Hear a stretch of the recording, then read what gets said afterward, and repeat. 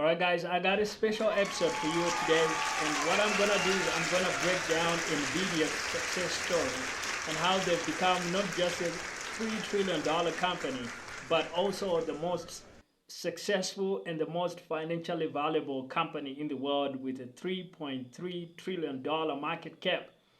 And you know, just a few years ago, I wouldn't even have imagined that we would have like a $3 trillion company in 2024. This is unbelievable, unprecedented, and you guys want to pay attention to this. There's a big story behind how NVIDIA has done it, but the CEO of NVIDIA has come out and said, you know, like, this is not just based on us having a great deal of foresight. For sure, they've had a lot of foresight.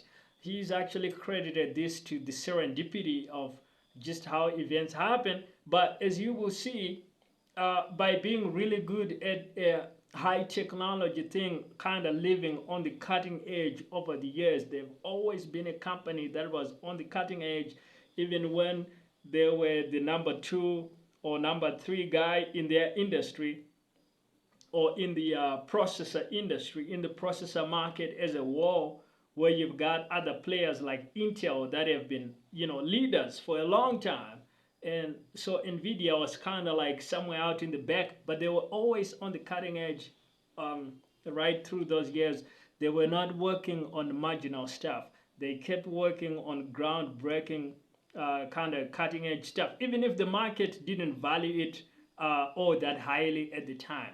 And now, you know, the market is just catching up, and events have shaped themselves in just such a way that, according to NVIDIA themselves, by the sheer lack of it, now the market is realizing this technology is very valuable, and the market is literally in a gold rush to get this technology. And, you know, the market is complaining about a shortage of NVIDIA chips, which is very interesting. And so to get us into this space in the right way, I'm going to pose to you guys a $1 trillion puzzle. Okay, so here is the question, and I want you to choose just one of the 2 options. And based on that, we're going to see if you win or you lose. So if you were to go into a gold rush, suppose we've got the biggest gold rush of all time happening in you know, in your country or wherever you happen to live. We got the biggest gold rush of our lifetimes. Gold has been discovered, and everyone is rushing in to mine for gold. Now, you are a businessman or a merchant. Which of these 2 products do you want to go into selling? 1, shovels to dig for gold, or 2, gold itself? That's the question. So what's your answer there? Which product did you choose to sell? Gold or shovels? Now, as the NVIDIA story actually shows, in a gold rush, the thing you want to sell, the product that makes the most money, apparently, is when you actually sell not the actual gold, but you actually sell shovels to all the countless masses that are going out there to start mining for gold. And that's what NVIDIA has done, because behind its big rise, right, is the rise of AI, artificial intelligence. And so what has happened is NVIDIA is not itself making like the AI models and the AI applications and the AI and this, like, that stuff is being done by companies like OpenAI, by companies like OpenAI with like ChatGPT and things like that, and Tesla with self-driving cars, and Google with a lot of their AI stuff, Google Bard, you know, all this stuff, and Apple with integrating AI into their products as well. Amazon, you've got all kinds of players in the tech space. Everybody's in an AI race, right? Everyone is making artificial intelligence. That's like the gold rush. The gold is artificial intelligence, AI. But in order to get to the AI, to get to the gold, what you need is you need some kind of processing chip. That's the shovel. And what NVIDIA has actually done is they are not making and selling the AI models stuff like that. They are leaving that to OpenAI and Apple and Tesla and Google and all these companies that want to race in that gold rush. And they're saying, hey, you can win too, and here are the shovels you need, and they are busy selling these AI chips to everyone that wants to make some kind of AI and that wants to mine for the artificial intelligence gold. And they're saying, hey, good for you, here are the chips and good luck, and there you go. And they've made a lot of money doing it. So now NVIDIA's chips have been used by virtually every major tech company you can think of, whether it's Google or it's Amazon or it's Apple. Actually, in Tesla's, apparently all of Tesla's self-driving cars use NVIDIA chips as part of their makeup.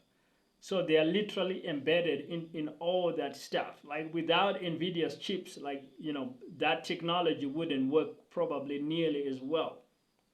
And the reason why is NVIDIA has for long been the leader in this kind of high output and highly advanced chip that's suitable for AI tasks. And AI is computationally intensive. Like this is super high demand stuff that's on the cutting edge.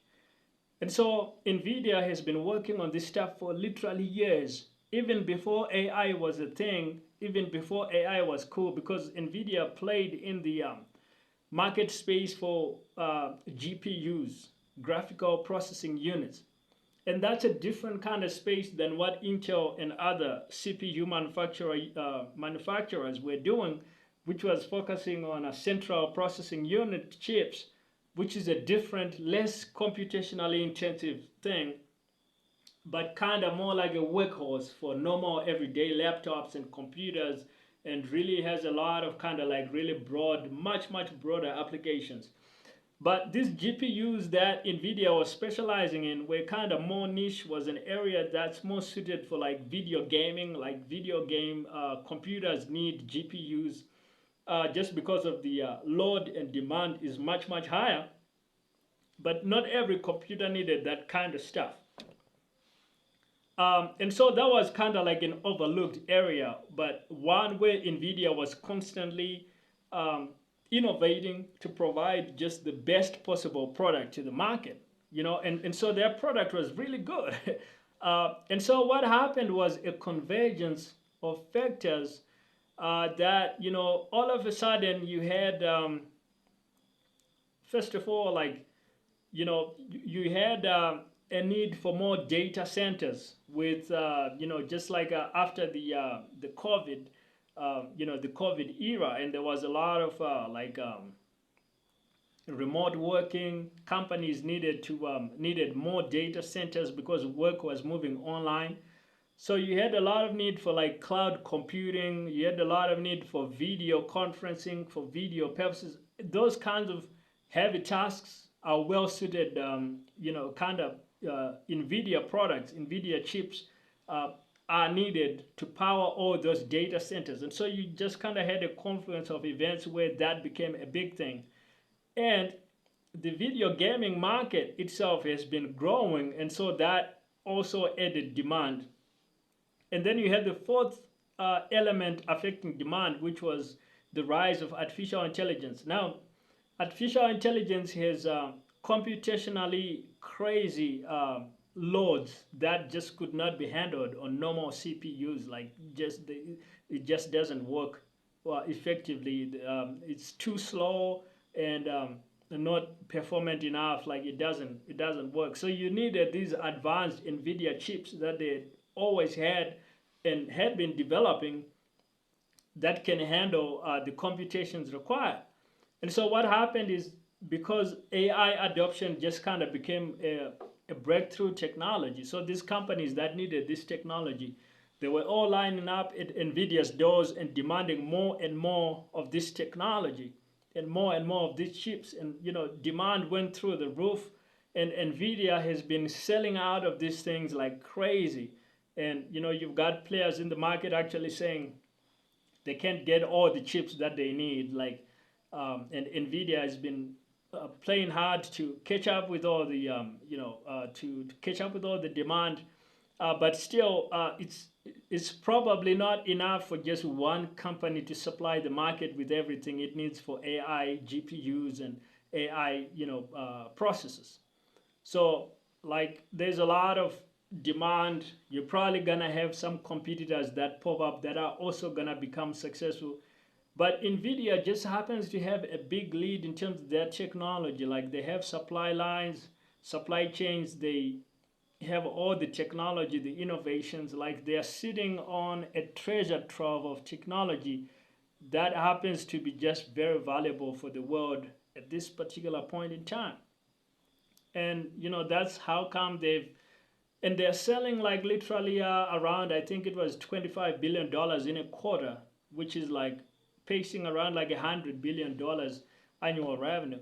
And so their $3 trillion market cap, I think, is actually pretty fair. And if you look at just how cutting edge this stuff is, they probably deserve to be valued even higher.